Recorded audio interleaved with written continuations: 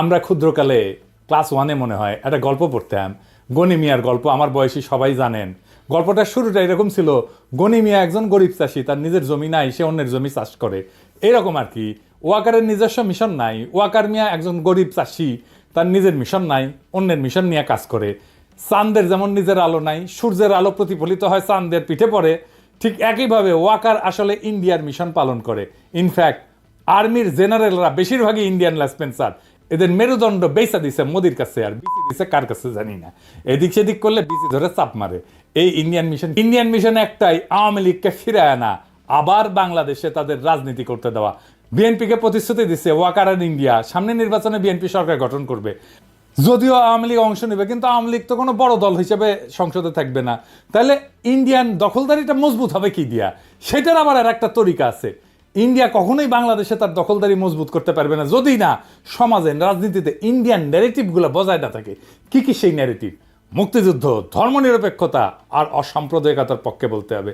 জামাতকে বাংলাদেশের শত্রু বলতে হবে, ধর্মীয় উগ্রবাদের বিরুদ্ধে বলতে হবে। ঠিক এই কাজই করতেছে বিএনপি। দেখেন, সে অসাম্প্রদায়িকতার কথা বলতেছে, ধর্মীয় উগ্রবাদের কথা বলতেছে, ধর্মনিরপেক্ষতার কথা বলতেছে, মুক্তিযুদ্ধের কথা বলতেছে, চেতনার কথা বলতেছে, ৭২-এর সংবিধানের কথা বলতেছে। তার মানে আওয়ামী লীগ যা কিছু বলতো তার সব কিছু এখন বিএনপি বলতেছে। বিএনপি হয়ে উঠছে নতুন আওয়ামী লীগ। ইন্ডিয়া বিএনপিকে সেট করলো সরকারি দল হিসেবে। এখন তো বিরোধী দল লাগবে।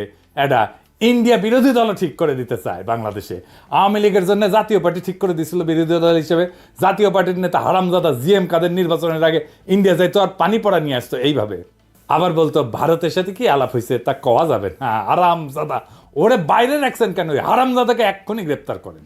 কি জন্য গ্রেপ্তার করবেন সেটা পরে দেখা যাবে, আগে গ্রেপ্তার করেন। দেখেন, ও তো মাখন খাইছে না?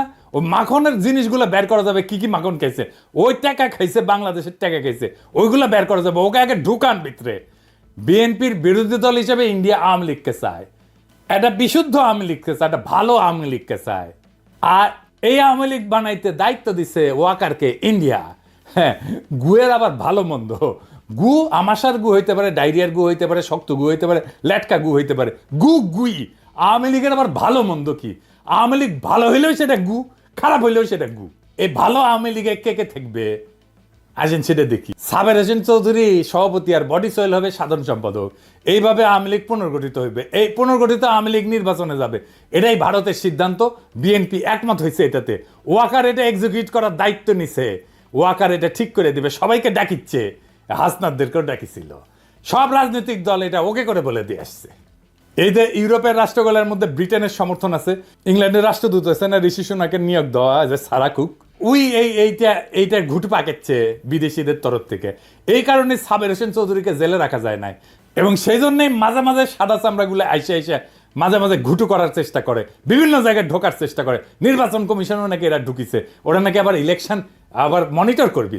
ইলেকশন মনিটর ঢুকুর দিব একেবারে পিছন দিয়া। আর কে কে থাকবে এদের সাথে?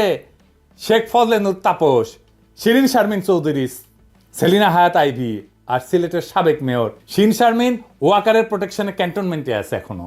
টাইম মতো ওয়াকার বের করবে, মানে ইন্ডিয়া যখন বলবে আর কি ওয়াকারকে। ও তো আবার ইন্ডিয়ার কথা ছাড়া সরে না, হাগামতাও করে না ও ইন্ডিয়ার কথা ছাড়া। শালা এমন একটা দেশ বানাইছে যার সেনাপ্রধান শত্রু দেশের আদেশ না শুনে কিছু করে না। Now, coming on to specifically what you asked for Bangladesh, as far as Bangladesh is concerned, it is too early to take any decision for us. I am very clear, the present military to military relationship is very strong, and we keep exchanging notes on regular basis to avoid any kind of a misgivings. Waker আবার চালাক আছে, বলে army ইনস্টিটিউটের ক্ষতি করা যাবে না। কারণ হাইসানি, হ্যাঁ, যখন প্লট নেওয়া, গাড়ি নেওয়া, কদম বুসি খাওয়ার হাসিনার হোকাচাটা, তখন জেনারেলরা। আর যখন বাম্বু খায় জেনারেলরা, তখন ইনস্টিটিউটের পিছে লুকায়, মানে সৈনিকদের পিছে লুকায়। 5ই আগস্টে পেট মোটা ওয়াকার সৈনিকেরা তোমার সাথে ছিল, জুনিয়র অফিসাররা তোমার সাথে ছিল। জুলাই আগস্টে তো তুমি ছিল হাসিনাকে ক্ষমতা রাখার মিশনে, হাসিনা হোকাচাটার মিশনে ছিল। 5ই আগস্ট সৈনিক আর জুনিয়র অফিসারদের বন্দুকের নল ঘুরে গেছিল জালেমের দিকে। কোনো কমান্ড শুনে নাই সৈনিকেরা, নিজের বিবেকের কমান্ড শুনিছে ওরা। জেনারেলদের কেনা যায়, সৈনিকদের কেনা যায় না, কারণ ওরাই সেই সংখ্যাগরিষ্ঠ জনগণের সন্তান যারা দেশকে ধারণ করে। তোরা শালা মনে করিস দেশটা উপনিবেশ, তোরা কলোনি, আর ওরা মনে করে দেশটা আমার। সেজন্য বিবেকের কথা শোনে। আর তুই যেহেতু মনে করিস কলোনি, সেজন্য ইন্ডিয়ার কথা শুনিস। তোর সব কয়টা জেনারেল ইন্ডিয়ার কথা শুনিস।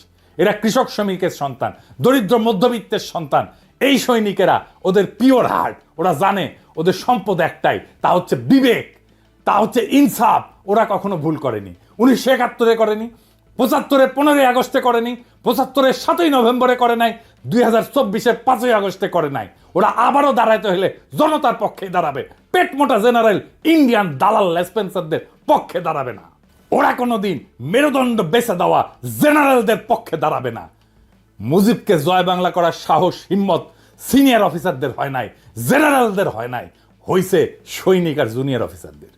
খালেদ মোশাররফের খুব ব্যর্থ করে দিছে সৈনিকেরাই, আর জুনিয়র অফিসাররা ভারতের কাছে বাংলাদেশের নতজানু আর্মির জেনারেলদের, সৈনিকেরা জুনিয়র অফিসাররাও। ওয়াকার বাংলাদেশের সেনাপ্রধান থাকার নৈতিক অধিকার হারাইছে। বাংলাদেশের সেনাবাহিনীর ইজ্জতকে সে ধ্বংস করে দিছে। নিজের পজিশনকে সে খুনি হাসিনা তার দলের স্বার্থ ভারতের আজ্ঞায় পালন করতেছে। জনগণের টাকায় বেতন নেওয়ার নৈতিক অধিকার ওয়াকারের নাই। জনগণের টাকায় বেতন নিয়ে ইন্ডিয়ার এজেন্ডা পালন করা যায় না ওয়াকার মিয়া। এখন বুঝছেন কারা ছাত্রদের বিরুদ্ধে দুর্নীতির অভিযোগ ছড়াইছে, কারা ছাত্রদের ভিতরে অনৈক্য সৃষ্টি করেছে, কারা নাইদের মিটিংয়ে বরিশালে ঝামেলা করেছে, কারা ওর বিরুদ্ধে রয়্যাল এজেন্ট হওয়ার অভিযোগ তুলিছে, কারা আমাদের বিপ্লবী জনতাকে মব বইলা অভিহিত করেছে, কারা আমাদেরকে বাংলাদেশের স্থিতিশীলতার শত্রু বলছে। এদের ভুলে যাবেন না। আপনারা সবাই রেছে নেন।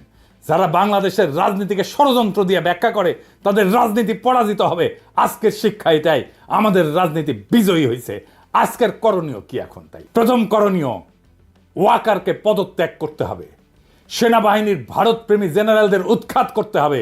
সেনাবাহিনীতে একটা সংস্কার কমিশন বসাইতে হবে। গুম খুনের কুশীলব সকল অফিসারদের পুলিশের হাতে সোপর্দ করতে হবে। জুলাই বিপ্লবে যে অফিসাররা নিজেরা গুলি চালাইছে, গুলির অর্ডার দিছে, তাদের পুলিশে সোপর্দ করতে হবে। কর্নেল রেদওয়ান কেমনে চাকরি করে? ওয়াকারের বাচ্চা। আমাদের ছেলেদের উপর নিজের হাতে গুলি করে রেদওয়ান কেমনে আমাদের টাকায় বেতন নেয় সেনাবাহিনীতে থেকে? এখনো বেতনের টাকা কি মিয়া তোমার বাপের জমিদারি থেকে দাও ওয়াকার? ইনস্টিটিউটের সম্মান নষ্ট করা যাবে না, তাই না? মিয়া বেকুবের বাচ্চা, তুমি মিয়া সম্মান নষ্ট করলা কার? ইনস্টিটিউটের সম্মান নষ্ট করছে কে? আর্মির সম্মান নষ্ট করছে কে? কইছিলাম না হারকুলিস হবা না, বুকের মধ্যে স্টেন্ট লাগাই রাখছো, হার্টের রুগী, ওই হার্টন তোমার নাই। তোমারে কইছিলাম আঙ্গুল তুলবা না, ওই আঙ্গুল আমরা চিনি। সকল আওয়ামী লীগারদের সরকারি চাকরি থেকে বরখাস্ত করতে হবে। সকল আওয়ামী লীগের ব্যবসায়ীদের ব্যবসা জব্দ করতে হবে। অনলাইনে অফলাইনে যারা লিগেল লেসপেন্সারি করতেছে তাদের নিষ্ক্রিয় করতে হবে। কিভাবে করবেন আমরা জানি না। আওয়ামী লীগের সকল পদধারী নেতার অ্যাকাউন্ট জব্দ করে তাদের সকল টাকা রাষ্ট্রীয় কোষাগারে জমা করতে হবে। নয়তো আমরা একদিন করে এক এক এলাকা ঘেরাও করব, জনতার ব্লক রেট দেব, আর একটা একটা করে আওয়ামী লীগের ধরে ধরে ঝুলায় দেব, টাঙ্গায় দেব। একটা জায়গায় করবেন এই অপারেশন, ঠান্ডা হয়ে যাবে সারা দেশ। বাংলাদেশে আওয়ামী লীগ বা ভারতীয় আধিপত্যবাদ ফিরবে না, ফিরতে দেওয়া হবে না। যতই তার পিছনে ইন্ডিয়া থাকুক, ইন্ডিয়ার লেসপেন্সার ওয়াকার থাকুক, জেনারেলরা থাকুক, সিভিল মিলিটারি ব্যুরোক্রেসি থাকুক, প্রথম আলো থাকুক, ডেইলি স্টার থাকুক, বামেরা থাকুক, আর বিএনপি থাকুক, এমনকি প্রফেসর ইউনূস থাকুক, আওয়ামী লীগকে রাজনীতি করতে দেওয়া হবে না। আওয়ামী লীগকে নির্বাচন করতে দেওয়া হবে না। বাংলাদেশের দরকার হইলে আর একটা জুলাই হবে, দরকার হইলে আবারও রক্ত দেব, আবার লড়াই হবে, দরকার হইলে নতুন বিপ্লবী সরকার আবার গঠিত হবে।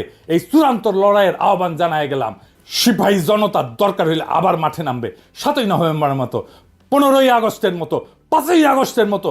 5ই আগস্টের ভুল আমরা আর করব না। জান দেব কিন্তু জুলাইয়ের অর্জন দেব না ইনশাল্লাহ। খোদা তাআলা আবার আমাদের বিজয় ছিনিয়ে আনার তৌফিক দিন। ইনকিলাব জিন্দাবাদ।